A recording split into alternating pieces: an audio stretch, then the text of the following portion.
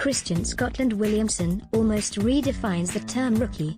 The 6'9", 266-pound Englishman used to play rugby union for Worcester, but is now part of the Pittsburgh Steelers squad through the NFL's International Pathway program. He has never played tight end before. He has never played American football before. Most crucially, he has never had to learn an NFL playbook before. Australian Jordan Mailata traded the Sydney Rabbitohs for a shot at the NFL, but his learning curve has been sharp in Philadelphia. It requires more than just athletic ability, says the man who has won a Super Bowl with the New England Patriots and represented the United States in rugby at the Olympics. Not even a degree in economics and a master's in business could prepare him for the mind-boggling details that awaited him at camp. He used to learn 30 to 40 different play calls ahead of each rugby match for the Worcester Warriors. I think we have installed 600 or 700 plays by now, Scotland-Williamson tells ESPN of his time with the Steelers. That puts it into perspective, and anything can be called at any time. In rugby you don't have nearly as much detail to learn because it's not an intermittent game. There aren't the same number of stops and starts, so you can't script as much. Obviously, being a second row in rugby and a line-out caller, equivalent to a middle linebacker, in rugby terms, I was used to calling a menu and running off a script of sorts, but the depth of the playbook is another level. Even Nate Ebner, the New England Patriots special teamer who starred for the United States in Rugby Sevens at the Rio 2016 Olympics, cites the playbook as the biggest difference between the sports and the biggest hurdle in adapting to the NFL. And Ebner is an American, steeped in the traditions and cultures of American football from a young age. There is hope for Scotland-Williamson, however. The NFL International Pathway, a venture created to give athletes with transferable skills a shot in the league, guarantees him a space on the practice squad throughout the 2018 season, though no prospect at all of seeing the field in a game. He is not the first rugby player to try out, either. Alex Gray, the former England Sevens captain, spent last season on the Atlanta Falcons practice squad and has now been awarded a reserve future contract at tight end for the coming season, but with just 1.6% of college football players earning a full-time NFL deal, let alone those coming from outside the sport, Scotland-Williamson knows the odds. It has been a whirlwind few months for Scotland-Williamson. After a video of him tackling a Wasps player while on Worcester duty went viral, he caught the eye of those from the NFL scene, was encouraged to push for a spot on the pathway and was invited to their 12-week camp at the IMG Academy, Florida. He was there from January through March, went back to the UK, and then in April traveled back over for the draft. He was picked up by the Steelers and will be their 11th man on the practice squad this season. He finished up at Steelers minicamp last week, honing his skill set at tight end. Next will come training camp next month. Had he opted to stay in rugby union, he would just be preparing to head back to pre-season at Worcester. He was always a second row with promise. He had all the physical attributes, but had a bad run of injuries. Sport runs in his family. His father, Guy, was an amateur boxer. His brother Alexander is a former Division I college basketball scholar from University of Alabama, and his cousin Zane is a professional golfer. His journey into professional rugby was part luck. He was playing university rugby at Loughborough. Worcester were short of players for a second team match. He was called up late and earned a professional contract. We brought him down. He walked in the building and he was a colossus of a man, says Mark Hewitt, who was Worcester Warriors Academy manager when Scotland-Williamson was sent his way. We liked what we saw of him.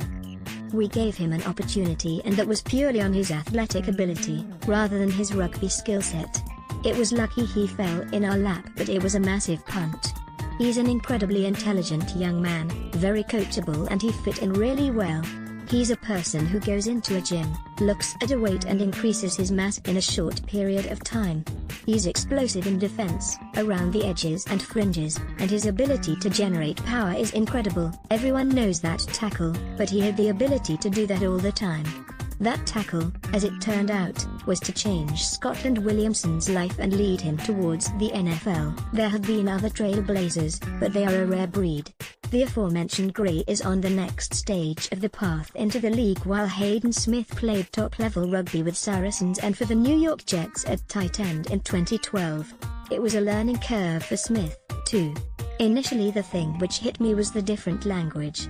It takes time to learn it so you can relate to what people are talking about, he says. It's different to anything you've ever come across. The second thing which took time was understanding the nuances of the game and how it comes together. It's a three-dimensional game, as opposed to rugby where defenders are usually in front of you. There are elements to football that come naturally, with the running, spatial awareness and good hands, but it's hard to say with a blanket rule of what different athletes will struggle with in the transition. I originally found blocking difficult. It was nuanced and it took time to learn the footwork. It's not what you expect on the surface. Like scrummaging in rugby, blocking takes years to perfect. The Patriots' Nate Ebner has been the most successful athlete to jump from rugby to the NFL, but he's not the only one who tried. Here are a few others and how they fared, according to ESPN Stats and Info. Jared Hayne, Air Bay, San Francisco 49ers. 2015 he was signed as an undrafted free agent after playing for the Fijian and Australian National Rugby League teams. After rushing for 175 yards on 15 carries in the preseason, he rushed 17 times for 52 yards and caught 6 passes for 27 yards during the regular season. He also played for Fiji's Sevens rugby team after leaving the NFL. Hayden Smith, New York Jets. 2012 he was signed as an undrafted free agent after playing for the United States national rugby team. He had 1 catch for 16 yards. He also played for the Saracens club in England. Some other notable rugby players who played in the NFL, but also played college football. David Dixon, Minnesota Vikings, 1994 to 2004 he played rugby and football at Arizona State and started 134 games for the Vikings, mostly at right guard. Colin Scotts, DT, Street, Louis Cardinals. 1987 he was offered a football scholarship by Hawaii while playing for an Australian schoolboys team on a tour. He had 2 sacks in 7 games. Paul Lazique, FB, Chicago Bears. 2016 he played football and rugby at BYU after growing up in Australia. He rushed 3 times for 8 yards in 10 games, including 3 starts for the Bears. He played primarily on special teams. Ebner, DB, New England Patriots. 2012 present he was a second-team All-Pro in 2016. He played rugby and football at Ohio State and was drafted by the Patriots in the 6th round in 2012. He represented the U.S. at the 2016 Rio Games. Scotland-Williamson has been learning from the best. His sprint coach in Florida was 2004 Olympic long jump gold medalist Dwight Phillips, and he has also worked with Ernest Biner, who won Super Bowls with the Washington Redskins and Baltimore Ravens. He has picked Michael Bennett's brain while a guest at the Pro Bowl, and is studying Rob Gronkowski and Jimmy Graham. He has also taken up some Filipino martial arts, but it is up to him to force his way into the Steelers' consciousness until it becomes second nature. Football is a simple game, says Steelers tight ends coach James Daniel to ESPN. It's just adjusting to the rules in football. He's, Scotland-Williamson, just worked hard at what we've asked him to do and where to get better. The 12-week IMG camp in Florida was hard work, but the mini camp is just as intense. It's been a real eye-opener, as when people watch on a Sunday, they might not think much goes into it, Scotland-Williamson says. But it's a full-time occupation. The past 5 weeks have been up at 5:30 a.m. and in the facility for 6 a.m. And you read the playbook until you go to sleep, so it's been all-consuming. He has spent time after training working with the ball. He has thrown 200 or so passes a day, as he adjusts to not only the different size, but also catching in all manner of contortionist positions where in rugby it was usually passed in front of him. He has work to do there, according to James Daniel. Yeah, he needs to improve, Daniel tells ESPN. You watch practice. You can see he needs to improve catching the football.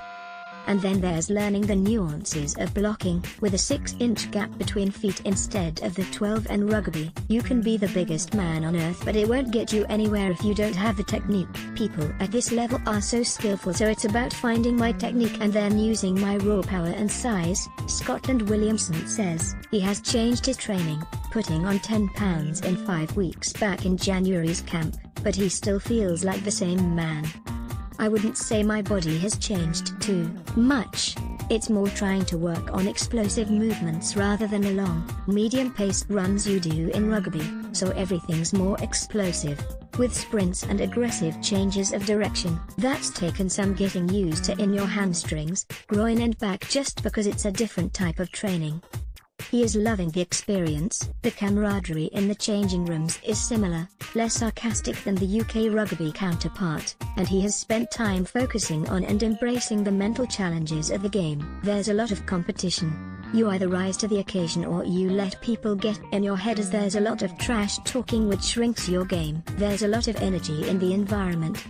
It is a promising start, but he knows full well there is no room for complacency or guarantees. Daniel's assessment of Scotland-Williamson's progress is to the point. He's okay.